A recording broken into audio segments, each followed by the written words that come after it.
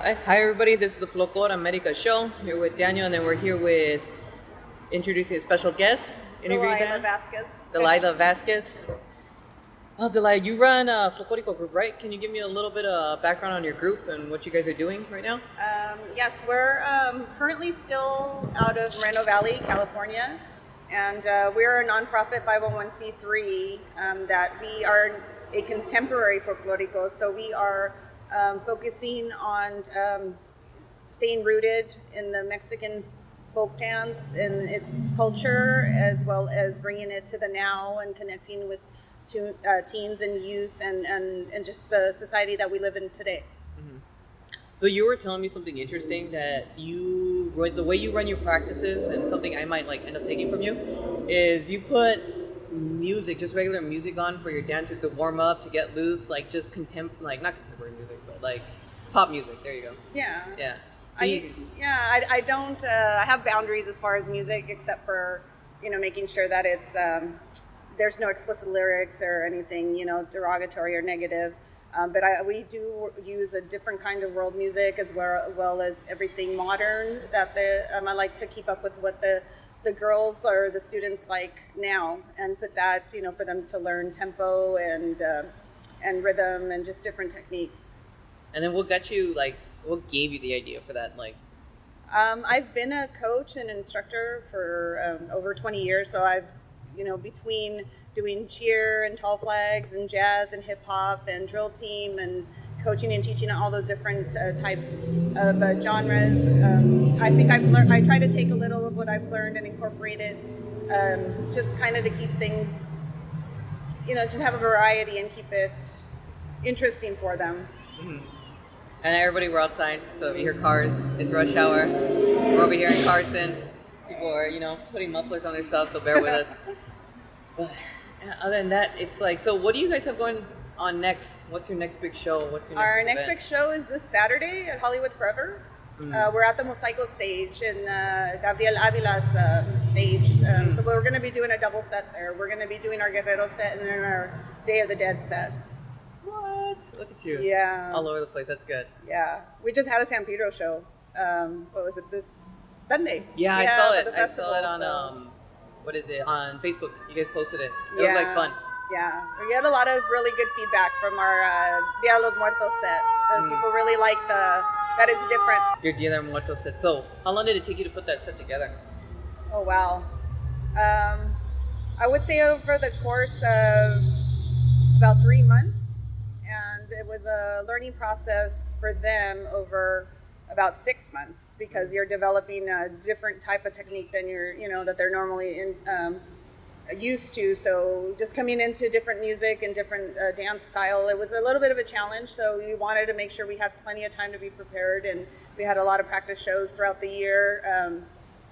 Actually, starting in September, I believe we had our practice shows leading up to, the biggest one, which will be this Saturday. And then when you say practice shows, do you kind of just take anything that comes towards you, or are you like picking and choosing? I'm still very selective. I'm very selective. I like to, we did for example, we did the 2 of the Panana night markets that were offered to us. And I did those because the Panana night market, culturally, you see more diversification in the ethnicities that attend and things like that, and different age groups. So I wanted to bring something to people that haven't seen what we have done. Because normally, folklorico groups, they go to folklorico events or Mexican events or, cultural events where you're going to see mariachi or specifically geared towards that type of dancing. So I like to expose other events in other areas to what we do. Maybe they would go there and usually the reaction that we had at that market was that, wow, I didn't expect to see that there. This is really cool. We didn't think that there was going to be Mexican dancing. So those are the type of events that we like to go to. You try to hit events like for the culture and spread it. Yes. Because a lot of those, it's like you meet people, or especially I do, and you're like, yeah, I do folklorico, and you're like, oh, what's that? And I'm like, oh, big mariachi hats, big skirts. Yes. And you're like, oh, I don't know what that is. And I'm like, yeah, it's okay. We're still getting out there. We're still like exposing ourselves. Yeah. And what made you want to start a group, or what was the mission and inspiration behind it? I actually, it was a process and of how I ended up with the group. I started folk dancing when I was 20, and that in itself is a really long story, but it was just the group that I started with. Basically, I returned to over the course of 20 plus years, and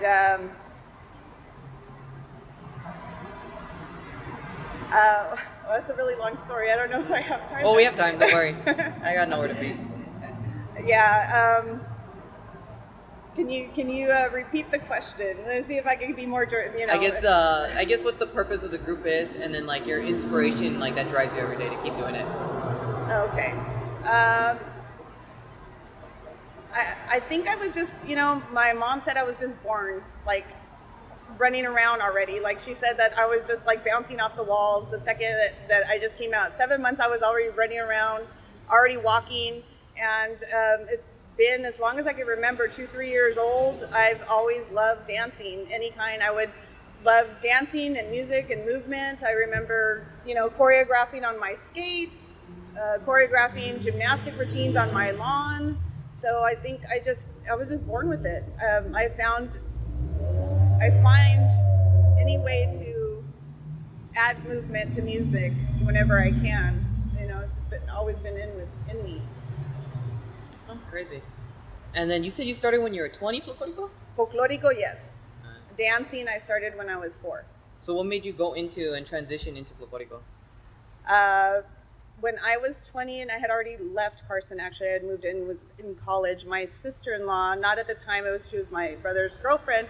She said, you know what, I'm in a Folklorico group here in Lomita, and why don't you come and check it out? You might like it. So I went one time, and here I am 25 years later. I just fell in love with it from the beginning. It was something that I wasn't allowed to experience. We were quickly assimilated, as soon as when we were kids, all my brothers and me, into the American culture. So it was not something that my mom was pleased with.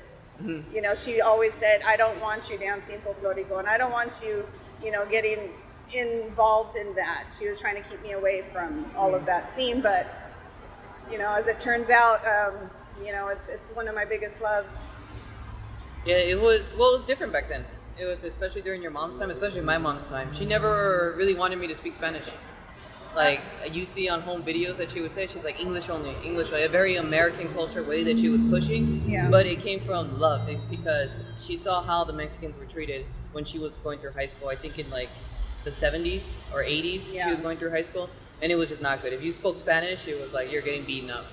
And my mom did not want that for me. So she was always pushing sort of American culture. But like, I was in Folklorico my whole life, but it was always at home. It's all like America first. You're an American. You're this. You're that. And it's kind of flipped. The script is flipped. It's like you're expected. I remember going to school and it's like, if you didn't speak your native language, you're like a disgrace. You're like, what? You're Mexican and you don't speak Spanish? That's it's true. all like, no. Because all my friends were Chinese, Korean, Japanese. I grew up a very heavy Asian school. So I don't blame your mom for saying that. No, I know.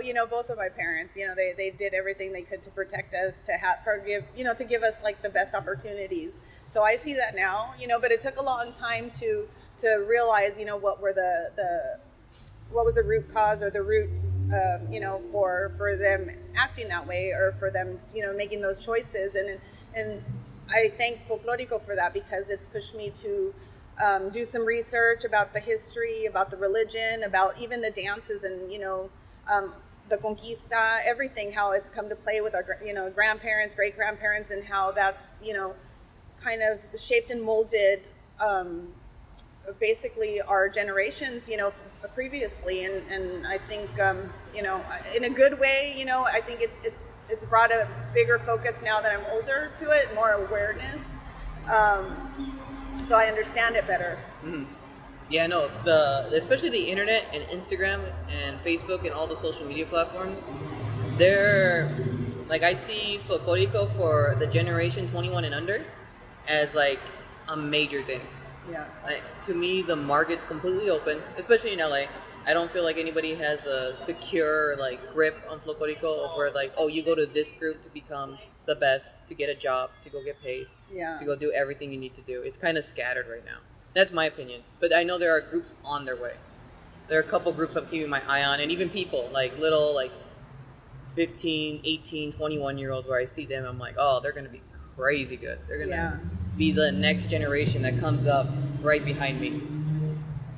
I think it's opened a lot of doors, and it's definitely it's evolving. It's finding like there's this breathing room where artistic people in the dance area can create and still keep to their roots and still be guided by their culture, which I think is really important because I feel like there was this big restriction, coming from so much criticism and so much. I'll also say criticism from say people on the other side, including here where we were looked down, like we weren't good enough to even dance, folklorico on this side. But I think it's because, like you were saying, there's so much talent and there's so much opportunity now. People are just spreading their wings. Mm-hmm. Yeah. Oh, it's amazing to see. Like, I can't wait till like 15, 20, 30 years. Maybe it'll come back faster, but to see who's left. Like, because people will end up quitting. Groups will dissipate. Like, shows won't be there, pay won't be there. So I think we're in this like flourishing period of like everybody can do it. Everybody can be a teacher. Everybody can do this, this, and this. And then it'll just get filtered down to like, okay, I have to go get a job now. It's like, okay, I can no longer support myself. I can't recruit as many students as I thought I would to pay my bills. Yeah. So now I'm gonna go and like go work for Wells Fargo again, and stop this. And then only the people that have that talent, that like or have that culture, can like actually get to that end stage. And I just want to see who can do it. That's like. Well, I'm not sure there's that many people, like I think us as artists, we know that we can't fully support ourselves on. There's no wage, Like I've met very few people that support themselves on Just Dance. There's not a lot of people out there, but there are people, so that's hope. No, there is. Like, there is. Yeah, you have to be fully involved, like in every aspect of it. Mm-hmm. Yeah. That's the crazy part. I just get excited thinking about it, like a big smile in my face. And that's what interests me. That's like, it's the whole business side of it and seeing things. Like, I've never been super into sports. I've always been into more sales stuff, or like when I would hear somebody do something and they sold something, like, what? How'd you do that? What did you do? I want to know everything. Okay. Or it's like, I think when like how the deals happen for the Raiders Stadium in Las Vegas, and where they got the money to build such a huge stadium, all fancy, and just like those executives, like they would just talk smack to each other, but they're all old. So they're calling each other like terms like boob or old fart, and it's like, you're like, are you from the 50s? And you're like, yeah, they are from the 50s. Yeah. So well, that's kind of like the folklorico world right now. I think a lot of the great maestros and the master maestros, it's a wave right now. They're all at a certain age, and the next generation's coming up, and that's, I think it's going to be revolutionary. I think it's going to be accepted. It's already being more accepted, and people want it. People want to see a change. People want to be more connected, and they want to embrace their culture. So that's definitely helping us. Oh yeah, I was telling somebody, and I was just like, the amount of awareness there are on like just the Mexican culture of like all the different states and everything like that is huge. Just because of like how the climate is right now, where everybody wants to be. It's kind of like, yeah, we love us, and I'm just like, yeah, let's do it. Let's build it up. Let's get it there. Like one day, I hope, like my dream is like you have an agency to where you can come to me and you can find work. Like, guarantee. That's what I would like. I would like to build an agency, college, to where you kind of learn and you do some performances and this and that, and a school. Yeah. So all three, to where if I get somebody young, they can transition into the college period. And to me, college is doing restaurant gigs, doing a lot of restaurant gigs and a lot of like local gigs, to where you make that base living, and then after the agency part is like you actually go travel and do different things. Okay. And tour. And I've only seen, I don't know what the group's name is. I can't even say their name, but there's one group right now that tours internationally. Yeah. And they do a lot of different gigs, and I'm like, man, how do they do it? Like just the You have to question. be committed, yeah, to find the funds. The funds are there, the money's there. You just have to be really smart about, about looking for it. Just doing everything. Yeah. That's the crazy part. Yeah, but yeah, I think you were telling me something else earlier. What was it? It was I can't remember. That's what happens when you do as much as I do. You forget things. You get old. You forget things. What goes next or what goes on. So then, for like your group and everything like that, who do you think comparatively would be like the top three folklorico groups right now? In my opinion, In your opinion, like who has like the most attention and development for their group? honestly, I'm not even going to answer that because I don't, you would think, but I don't follow like the big groups like most people do. Maybe I don't. I like to focus on the students that I have and the community that's around us. So it's like I couldn't even tell you. Oh, I couldn't even tell you. Yeah, I don't have an opinion about that because I see things that people post, on social media, and I'll like it and I'll maybe send the teacher directly a comment or make a comment about. But I'm not a trend follower, so I'm definitely I can't answer that. No, that's fine. That's actually good because that means that you're all in on your group. Oh, I am. There's no real distractions. No. Like your students are getting 100% of you, and that's it. Yeah. Like 100%, which is great.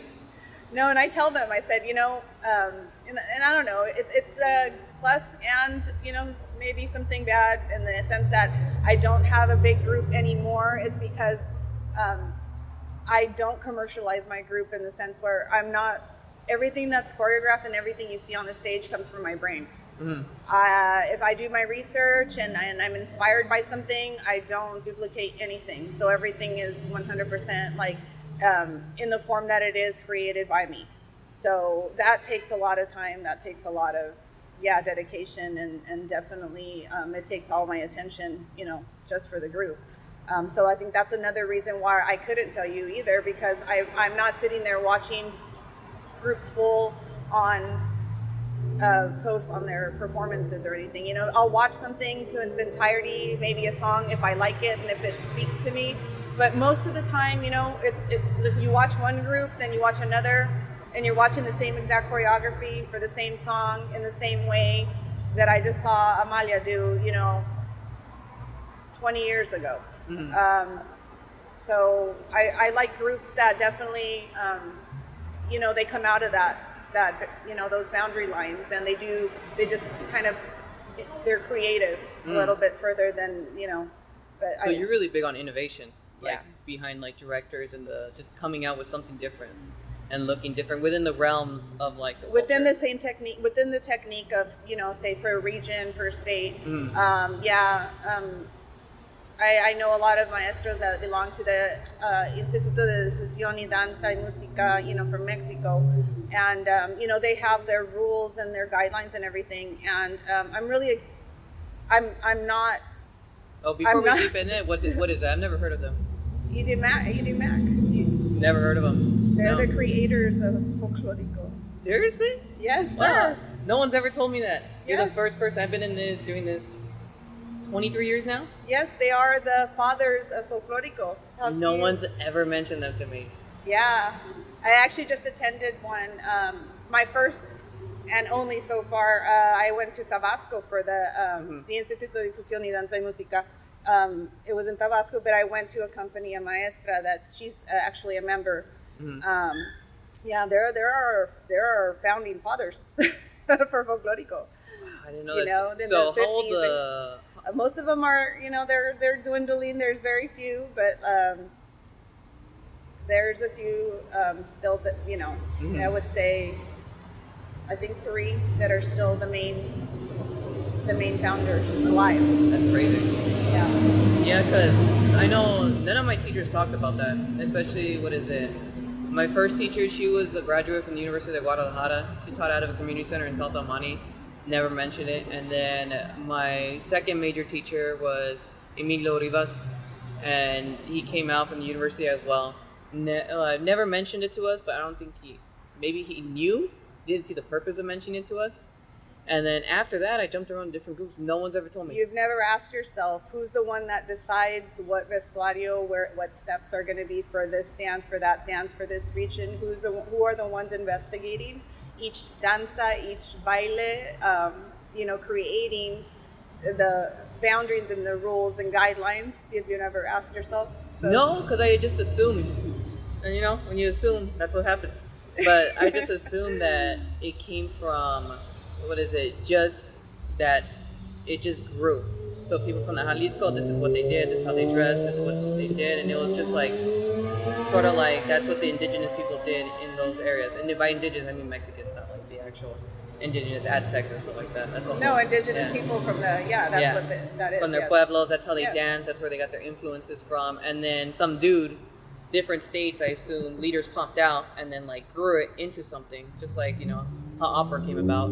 It's like poems were written, and then some dude was like, well, maybe they sang these poems back in the day. And they're like, no, they didn't. Let's sing them. Yeah, screw it, let's sing them. And they made operas. So I assume that's the way it happened, was that sort of like people saw it, and then people specialized, and then they grew it, and then now you have what you have today. No, it's actually an institute that created everything, and because of that institute, other institutes have popped up, and because of those institutes in Mexico, now we have institutes here in the U.S. like ANGF and the Institute Danzantes Unidos that have also doing similar things as what was created in Mexico.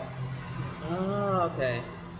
I don't know. I've never gone to Danzantes Unidos. It's never called to me. I know. Yeah. That's another thing I don't do. Yeah, it's just like I see it. I remember somebody invited me to go when I was like 13, 14, years ago. But you've heard of them. I've heard of them. Yeah. Danzantes so that you know that definitely. They're there. But I always saw it as just like, well, it's just teachers giving workshops and then putting their own spin within the realms of whatever they're doing.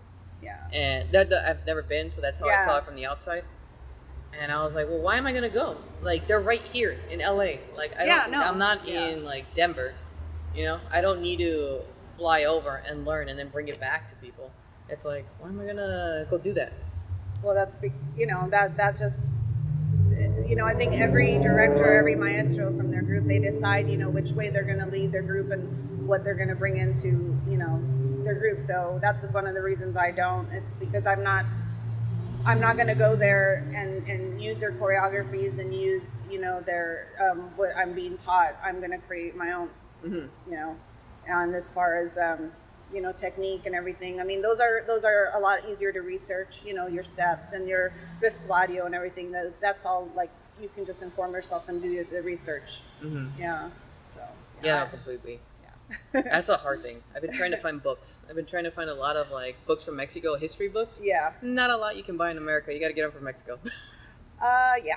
Yeah. Yeah. Or you just got to know the right people. Mm. I was blessed with, I have a really good friend. He's a musician. He's an ethnomusicology major. And a lot of the information that I've learned was because of him, because of music really, its history and everything plays a big part, obviously, in dance. So it's good to have friends, that are in the arts as well and, get hooked up that way. Oh, completely. Yeah, that's good. Yeah, because that's what I was doing. I remember I was like, I'm doing this. I should just research it. I'm going to read a book on it or get an audiobook. And then so I was looking it up. Nothing. Yeah. A lot of Civil War stuff. A lot of, like, Americans, like, spin on, like, why America, like, took, like, this part of the territory and stuff like that. Yeah. It was all a lot of hate. And I was like, oh, man. I'm like, well, I guess I got to ask somebody from Mexico to bring it over. Yeah. Yeah, that's what I'm going to do. But you know what? Making friends, that's a great thing, too, about social media now, that you can make friends on the other side of the world. Or, you have friends all over the States and in Mexico, and you can just request a book and have them mail it to you and, PayPal them or Zelle them and, hey. Pretty much. Yeah. Just take care of it. Yeah. You got to do what you got to do. Yeah. It's just different.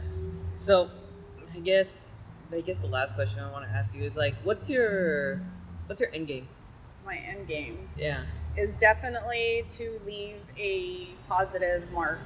And, when I'm gone, for there to be the next generation of, however many people that want to continue doing good work and doing something positive in the community. I think that's it. I want to leave a trail of people that connect with the culture, that connect with this, with just finding themselves. I think which is really hard. It took me a long time to almost come full circle to finally do what I always wanted to do.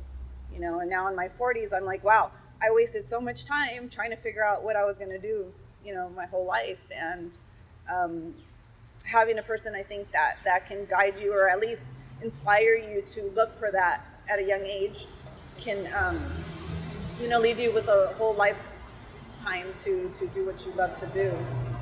Yeah. That's good. That's inspirational. And I would like to address, though, you did mention how I ended up with the group, and I just, I'll keep it very G-rated or PG-13, because a lot of people, there's big controversy, and I don't know, our group or organization is Shana, and we do business as Naya Arts. So Shana is actually the original group where I started, and it was at that point it was founded and directed by a different director, a different maestro. So a few years ago I ended up incorporating it and getting the nonprofit 501c3 status, basically doing the work, being the director, the maestro, and everything. And things ended up badly because of a personal relationship. And I ended up, the group ended up wanting to stay with me. So that's how I ended up with my own group. I mean, it happens. Everything happens for a reason. And you don't need to keep it G-rated or PG-13. It's completely fine. It's the internet. No, you'll find worse things out there. Trust me. Yeah, no, I got, I just moved back in January, and then everything just happened, like the big bad breakup, and most people, it was like a hush relationship, so people don't know.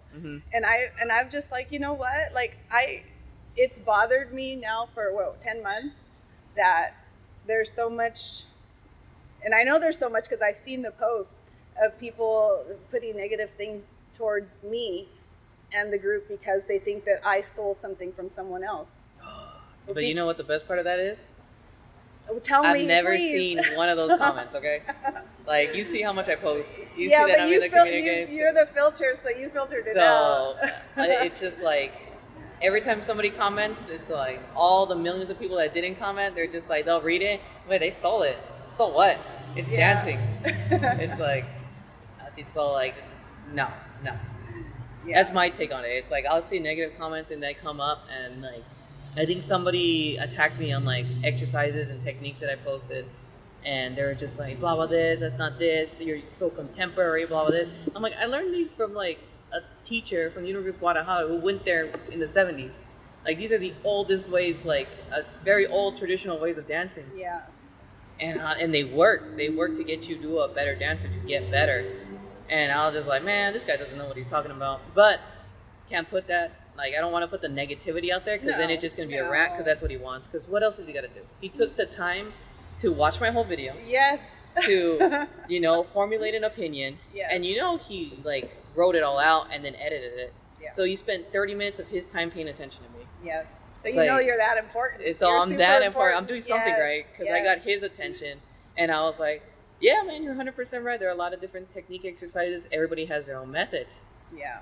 But I feel like he only read the 100% right, because then he's like, well, my friend, I'm happy you opened your eyes to the world of danza and this and that. And I was just like, yeah, bro, I wish you the best, because like, the more comments on this, the more people are going to see it, the more exposure my post gets. Yeah. So keep talking about me. So Trump won the president election. People kept talking crap. People Googled them, and they're like, man, this guy's good. What are you talking about? Crazy. And they formulated their opinion, and then he won. And it was just kind of like, I see all those negative things, and it brings attention to what I'm trying to do and the message that I'm actually trying to push out. Yeah, and I love that.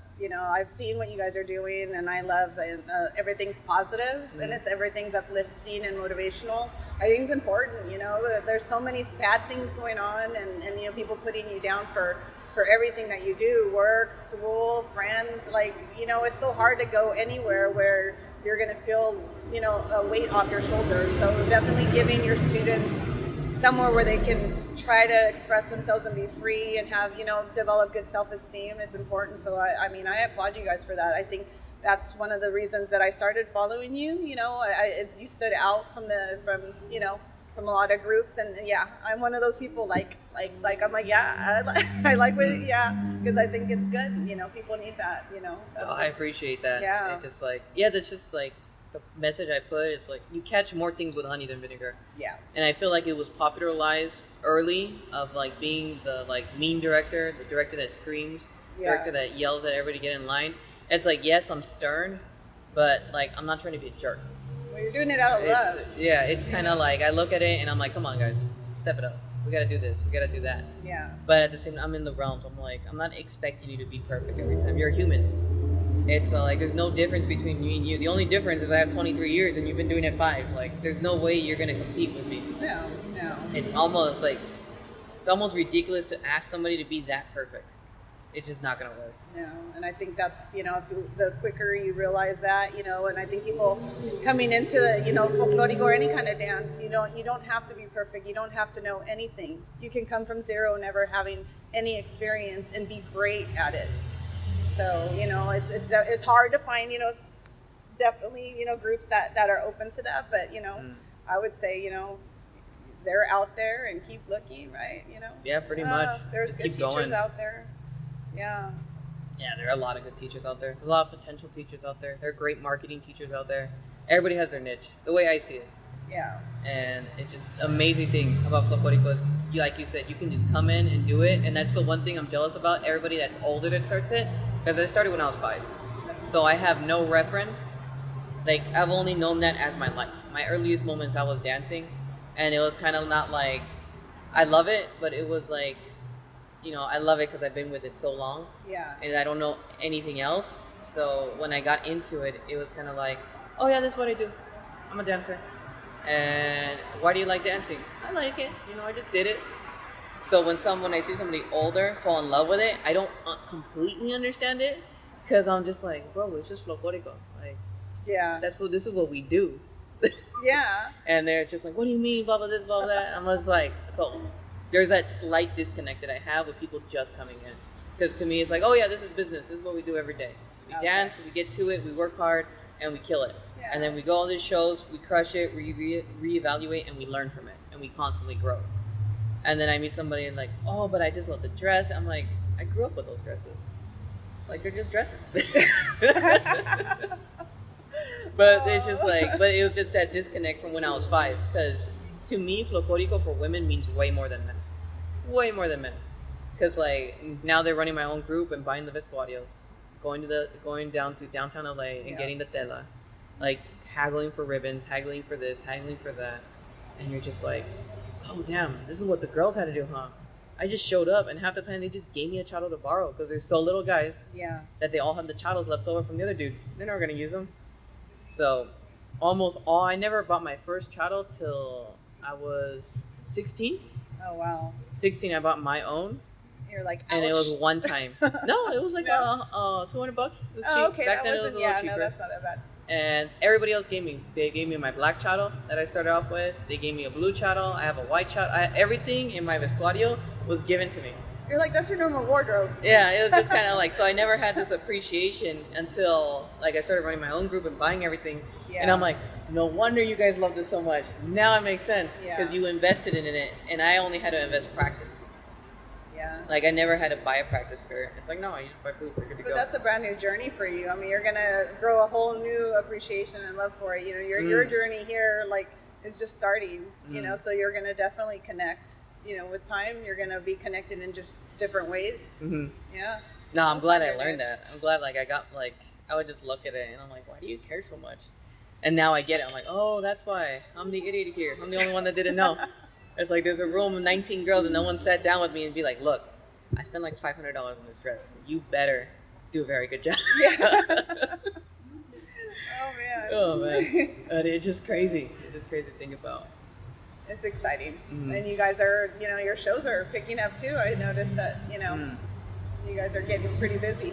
Yeah, that's the sales aspect of it. Like, I go get them. Like, I do hit up groups. I do message. I do constantly, like, look for things. I'll call places up. I'll cold call. and just haggle and hassle people. To be Yeah. honest. Sorry, I'm trying to start off good, trying to get my people experience. I think that's probably, I would say, most of us, or if not all of us, that's how we start. You know, when we have a group, we have to be the ones calling out and requesting, you know. And if you're a good group, then they call you right after. But it takes time. You know, you put the work in, and then you just get the emails after that, and it's a lot easier. Oh, yeah, completely. So. Well, we'll see.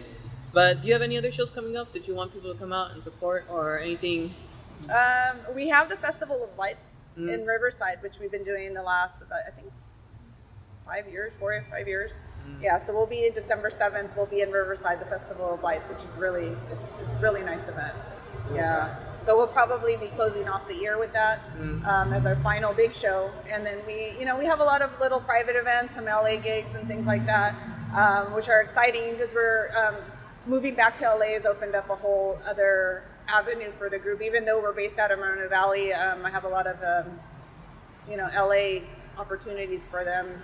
So yeah, we're excited about that. Good. And then of course, like with the Encuentro de Jaraneros, it's my second year this time, coordinating all the dancers. So that's exciting. We're going to be, doing some new things this year. So yeah, we have a lot of new groups. It should be fun. Should be fun. Yeah. We'll be there. I'll be seeing you there. Yes. The last excited. one. Yes. Ooh. Yeah, I'll make sure my dancers are good. I'll push them. We have practice tomorrow. I'm not letting them off the hook. We're going to get overworked. Yeah. Other than that, yeah. Well, thank you for listening, guys. I appreciate it. Hope you got a lot of value out of this podcast. Different things, how you start, getting everything together.